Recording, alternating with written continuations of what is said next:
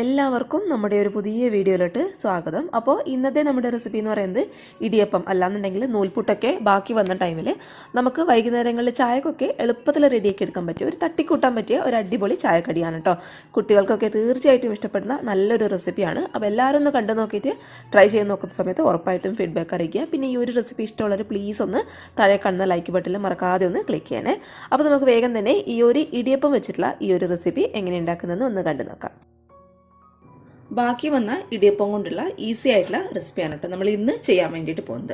അപ്പോൾ അതിനായിട്ട് നല്ല ക്ലീൻ ആയിട്ടുള്ള ഒരു മിക്സിയുടെ ജാറ് ഞാൻ എടുത്തിട്ടുണ്ട്. അതിലോട്ട് നമുക്ക് ബാക്കി വന്നിട്ടുള്ള ഈ ഒരു ഇടിയപ്പം കൂടി ഇട്ട് കൊടുക്കാം. അപ്പോൾ ഈ ഒരു ഇടിയപ്പം എന്ന് പറഞ്ഞാൽ നല്ല ചൂടോടുകൂടി ഇട്ട് കൊടുക്കരുത്, ഇത്തിരി തണുത്തിട്ട് വേണം. അതായത് ഫ്രിഡ്ജിലൊക്കെ വെച്ചിട്ടുള്ള ഇടിയപ്പം ആണെന്നുണ്ടെങ്കിൽ കൂടുതൽ നല്ലതായിരിക്കും കേട്ടോ. അത് നമുക്ക് ഇതുപോലെ ചെറിയ ചെറിയ കൈ വെച്ചിട്ട് തന്നെ ചെറിയ ചെറിയ പീസാക്കിയിട്ട് ഈ ഒരു മിക്സിയുടെ ജാറിലോട്ട് അങ്ങോട്ട് ഇട്ട് കൊടുക്കാം. എൻ്റെ ഇപ്പോൾ ഇത് ഇത്തിരി ബാക്കി കിടപ്പുണ്ട്. അപ്പോൾ അത് വെച്ചിട്ട് വൈകുന്നേരങ്ങളിലൊക്കെ നമുക്ക് കുഞ്ഞുങ്ങൾക്കൊക്കെ എളുപ്പത്തിൽ റെഡിയാക്കി എടുക്കാൻ വേണ്ടി ഒരു സിമ്പിളായിട്ടുള്ള റെസിപ്പിയാണ് കേട്ടോ.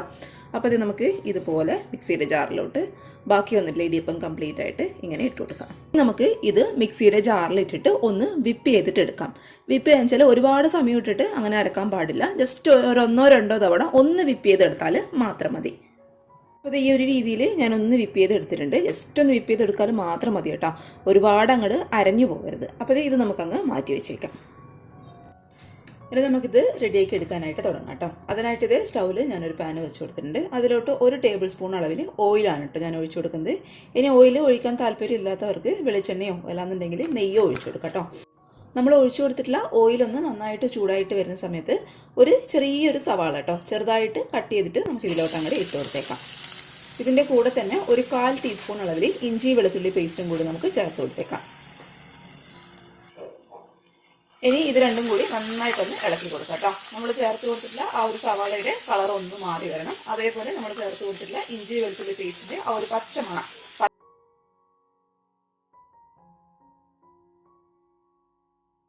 നമ്മൾ ചേർത്ത് കൊടുത്തിട്ടുള്ള സവാളയൊക്കെ ഒന്ന് വാടി വന്നു കഴിഞ്ഞാൽ പിന്നെ നമ്മൾ ഇതിലോട്ട് ചേർത്ത് കൊടുക്കാൻ വേണ്ടിയിട്ട് പോകുന്നത് ഒരു ചെറിയൊരു പീസ് തക്കാളിയാണ് കേട്ടോ. തക്കാളി ചേർക്കുന്ന സമയത്ത് പ്രത്യേക ഒരു കാര്യം ശ്രദ്ധിക്കുക, ഒരുപാട് വേണ്ട, ചെറിയൊരു പീസ് തക്കാളി മാത്രം. അധികം പുളിയില്ലാത്ത തക്കാളി ആണെന്നുണ്ടെങ്കിൽ അത്രയും നല്ലതായിരിക്കും കേട്ടോ. ഞാനിപ്പോൾ ഇത് ഈ ഒരു ക്വാണ്ടിറ്റിയിൽ മാത്രമേ ഇതിലോട്ട് ചേർത്ത് കൊടുത്തിട്ടുള്ളൂ. അതും കൂടി ചേർത്തിട്ട് ഒന്ന് നമുക്കൊന്ന് വഴറ്റിയിട്ടെടുക്കാം. ഇനി നമുക്കിതിനാവശ്യമായിട്ടുള്ള പൊടികൾ ചേർത്ത് കൊടുക്കാം കേട്ടോ. പൊടികൾ എന്ന് പറയുമ്പോൾ നമ്മളിപ്പോൾ ഇതിലോട്ട് മുളക് പൊടി മഞ്ഞൾപ്പൊടി അങ്ങനെയുള്ള കാര്യങ്ങളൊന്നും ഉപയോഗിക്കുന്നില്ല. അതിന് പകരമായിട്ട് 1 ടീസ്പൂൺ അളവിൽ അല്ലാന്നുണ്ടെങ്കിൽ ഒരു 3/4 ടീസ്പൂൺ അളവിൽ ചിക്കൻ മസാലയാണ് കേട്ടോ ഞാൻ ഉപയോഗിക്കുന്നത്. ഇനി ചിക്കൻ മസാല ഉപയോഗിക്കാൻ താല്പര്യമില്ലാത്തവർക്ക് ബിരിയാണി മസാലയോ എന്താണോ നിങ്ങൾക്ക് ഇഷ്ടമുള്ള ഒരു ഫ്ലേവറുള്ള മസാല എന്താണുള്ളത് അത് ചേർത്ത് കൊടുക്കാം കേട്ടോ. ഞാനിപ്പോൾ ഇവിടെ എടുത്തിട്ടുള്ളത് ചിക്കൻ മസാലയാണത്. അത് 1 ടീസ്പൂൺ അളവിൽ നമുക്ക് ഇതിലോട്ട് ചേർത്ത് കൊടുത്തേക്കാം. അതേപോലെ ഒരു 1/4 ടീസ്പൂൺ അളവിൽ ഗരം മസാലയും കൂടി നമുക്ക് ഇതിലോട്ട് അങ്ങോട്ട് ഇട്ട് കൊടുത്തേക്കാം. ഇനി ആ ഒരു പൊടികളുടെ പച്ചമണം നന്നായിട്ടൊന്ന് മാറി വരട്ടെ.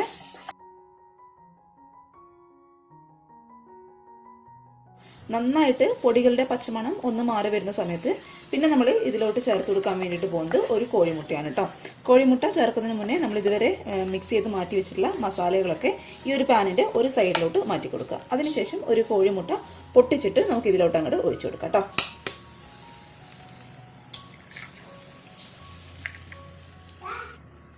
ഈ ഒരു മുട്ടക്ക് ആവശ്യമായിട്ടുള്ള ഒരു നുള്ളുപ്പും കൂടി നമുക്ക് ഈ ഒരു സമയത്ത് ഇതിലോട്ട് അങ്ങോട്ട് ചേർത്ത് കൊടുത്തേക്കാം. ഇനി ഈ മുട്ട നമുക്ക് നന്നായിട്ടൊന്ന് ചീകിയെടുക്കാം കേട്ടോ.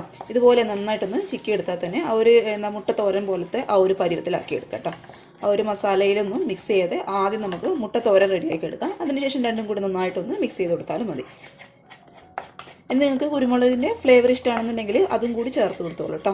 ഉപ്പ് ചേർത്തതിൻ്റെ കൂടെ തന്നെ ഒരു 1/2 ടീസ്പൂൺ അളവിൽ കുരുമുളക് പൊടിയും കൂടി നമുക്ക് ഈ ഒരു മുട്ടയിലിട്ടിട്ട് അങ്ങ് മിക്സ് ചെയ്യാം. ഞാനിപ്പോൾ ചേർക്കുന്നില്ല, മോൾക്ക് കൊടുക്കാൻ വേണ്ടിയിട്ടാണ് ഞാൻ ഉണ്ടാക്കിയെടുക്കുന്നത്. അതുകൊണ്ട് കൂടുതൽ എരിവ് ഞാൻ ഇതിലോട്ട് അങ്ങോട്ട് ഇടുന്നില്ല. മുട്ട നന്നായിട്ട് ഇതുപോലെ ഒന്ന് ചിക്കി എടുത്തെന്ന് കഴിഞ്ഞാൽ പിന്നെ നമ്മൾ നേരത്തെ റെഡിയാക്കി വെച്ചിട്ടുള്ള മസാലയായിട്ട് നന്നായിട്ടൊന്ന് മിക്സ് ചെയ്ത് കൊടുക്കാം. ഇതിൽ നിങ്ങൾക്ക് വേണമെന്നുണ്ടെങ്കിൽ ടൊമാറ്റോ സോസ്, സോയാ സോസ് അതൊക്കെ ചേർത്ത് കൊടുക്കാം കേട്ടോ. അതൊക്കെ നിങ്ങളുടെ ആ ഒരു രീതിക്ക് അനുസരിച്ച് ചെയ്യുക. നമ്മുടെ കുഞ്ഞുങ്ങൾക്കൊക്കെ എന്താണ് ഇഷ്ടം അതിനനുസരിച്ച് ചെയ്ത് കൊടുക്കുക കേട്ടോ. അതേപോലെ വെജിറ്റബിൾസ് ഒക്കെ നമുക്കിതിലോട്ട് ഇട്ട് കൊടുക്കാം. നന്നായിട്ട് മിക്സ് ചെയ്ത് കൊടുത്തെന്ന് കഴിഞ്ഞാൽ പിന്നെ നമ്മൾ നേരത്തെ മിക്സിയിൽ അടിച്ച് മാറ്റി വെച്ചിട്ടുള്ള ആ ഒരു നൂൽപുട്ടിൻ്റെ മിക്സും കൂടി നമുക്കിതിലോട്ട് അങ്ങോട്ട് ചേർത്ത് കൊടുത്തേക്കാം. അപ്പോൾ ഹൈ ഫ്ലെയിമിൽ വെച്ചിട്ട് ഒരു 1-2 മിനിറ്റ് നന്നായിട്ട് ഇതുപോലെ ഒന്ന് മിക്സ് ചെയ്തിട്ട് എടുക്കാം. എല്ലാം കൂടി നന്നായിട്ട് അങ്ങോട്ട് മിക്സ് ആവണം കേട്ടോ.